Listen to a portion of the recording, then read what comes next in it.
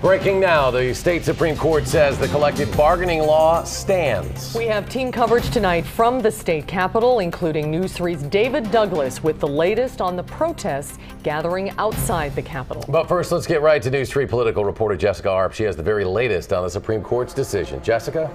The Supreme Court issuing their decision just before 5 o'clock this evening, a 4-3 ruling with 3 justices, Chief Justice Abramson, Justice Ann Walsh Bradley, and Justice Crook, concurring in part and dissenting in part. Ultimately, what this ruling means is it's striking down Judge Sumi's decision blocking Wisconsin Act 10 or the collective bargaining law.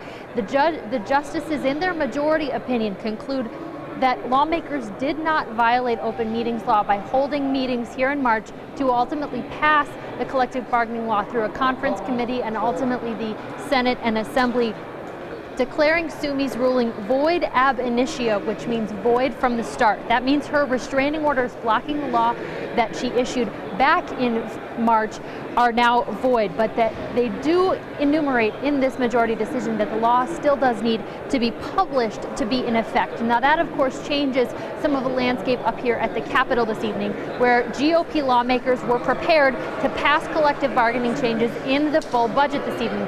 They went into session at 11, of course, have been in private closed-door meetings with their respective parties all day long.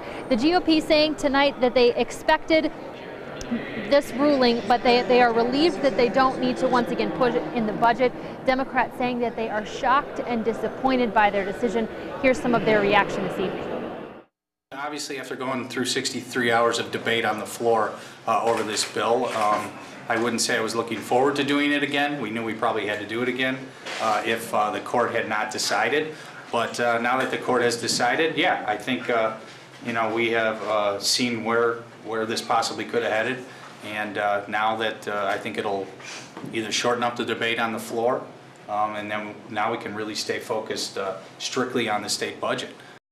Wisconsin's tradition of open government took a huge step backwards today, and that is so disappointing given the tradition that we have in this state.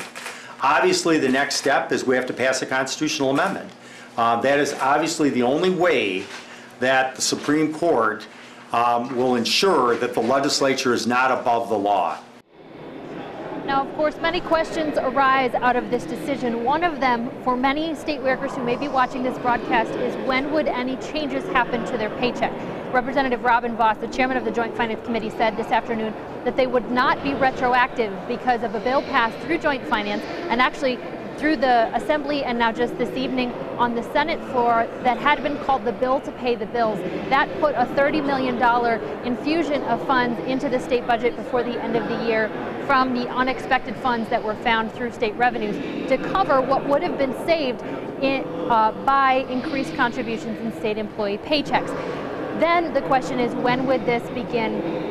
After that, the Department of Administration issuing a statement late today saying they are still evaluating the decision and figuring out how this law will be implemented. But of course, as we said in that decision, the law still does need to be published in the state newspaper by the Secretary of State.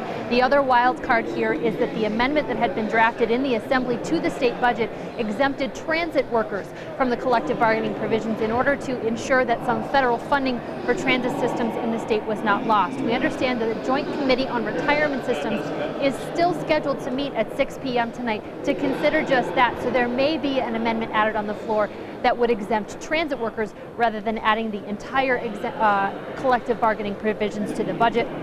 But of course, lawmakers still have to come to the floor and vote this evening on the state budget, or begin discussion at least this evening. We will, of course, bring you the latest on all of this, the Supreme Court decision and the budget debate, coming up on News 3 at 9 and 10. All right, Jessica Arp live at the Capitol. Jess, thanks.